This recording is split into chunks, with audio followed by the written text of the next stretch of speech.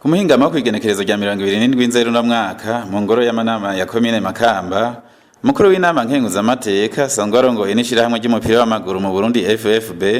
yarateye iteka ibirori vyo kwakira abakinyi b'umugwi w'umupira w'amaguru Aigle Noir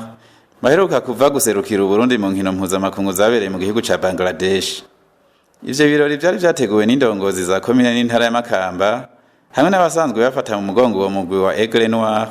kugira ngo bashimire abo bakinyi ku butwari berekanye muri izo nkino kugeza naho bakina igice ca nyuma batsinze ibihugu vy'amazinga ya Maurice, Seychelles hamwe n'igihugu ca Bangladesh cari categuye iryo higanwa. Mu rukino rwa nyuma umugwi Aigle Noir w'imakamba watsinzwe n'igihugu ca Palestine ucuronse igikombe c'umugwi wabaye wa kabiri ibahasha y'amadolari y'abanyamerika angana n'ibihumbi 200 hamwe n'utundi dushimwe dutandukanye twahawe abakinyi b'uwo mugwi bigenjeje neza canke berekanye ubuhinga n'ubukerebutsi muri izo nkino. Abashitsi b'iteka batandukanye bari bitavye ivyo birori barakeje umugwi wa Aigle Noir kugene werekanye ubuhinga muri ico kiringo wamaze uri mu gihugu ca Bangladesh.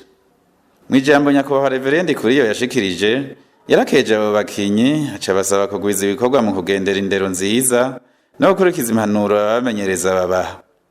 Ivyo birori vyarangiye abakinyi ba Aigle Noir bashikirije umukuru w'inama nkenguzamateka udushimwe twose barose muri iryo higanwa.